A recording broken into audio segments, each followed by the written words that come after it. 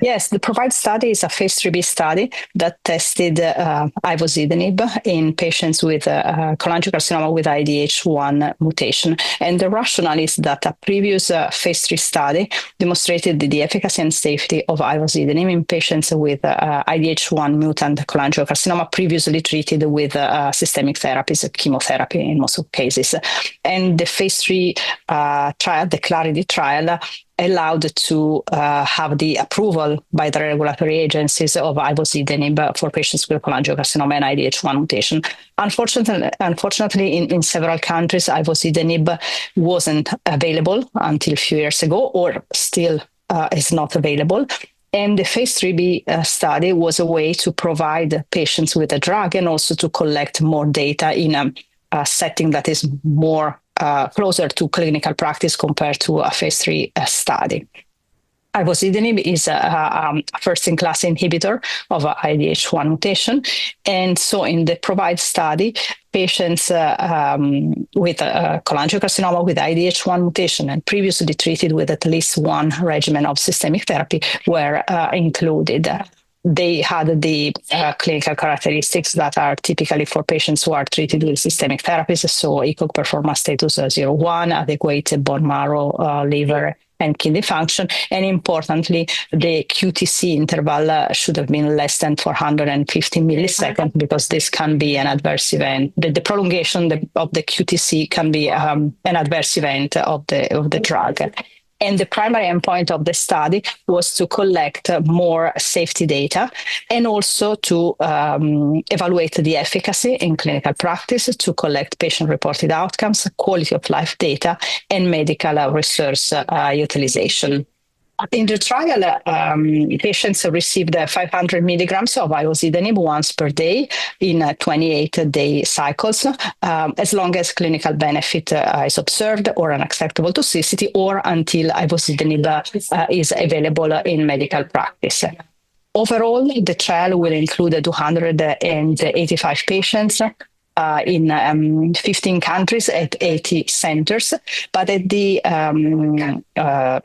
cutoff date of September 2024, so the data that I presented at ESMO Asia, 216 patients were included, initially in different waves, initially in some countries, then in other countries, and now patients are still being enrolled in some other countries. So overall, we'll have patients from different countries in the world.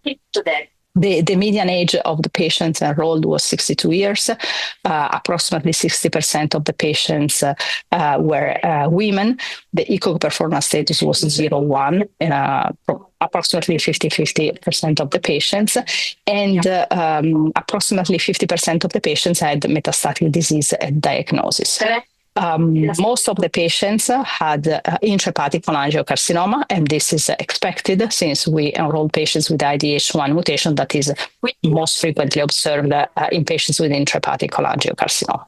And the median number of prior treatment received was 2, with a range from 1 to 6.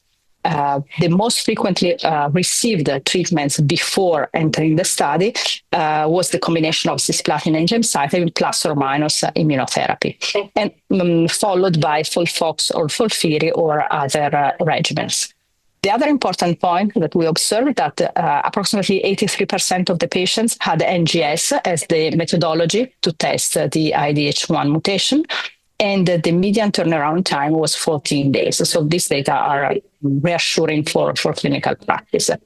The most frequently observed IDH1 mutation was R132C, as expected, followed by the other alterations, other IDH1 mutations. And also we observed some molecular co-alterations like PIK3CA, FGFR2, BRAF V600E, and others.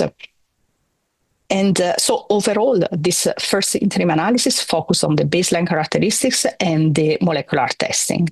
As I was saying, the most frequent previous regimen received by the patients was cisplatin gemcitabine plus or minus immunotherapy, so the standard of care in first line.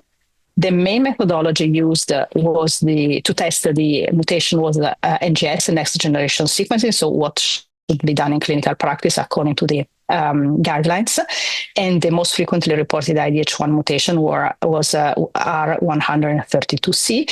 The study, as I was saying, is still ongoing, so some patients are still being enrolled and patients are still on treatment, and the next analysis will focus on efficacy and safety results.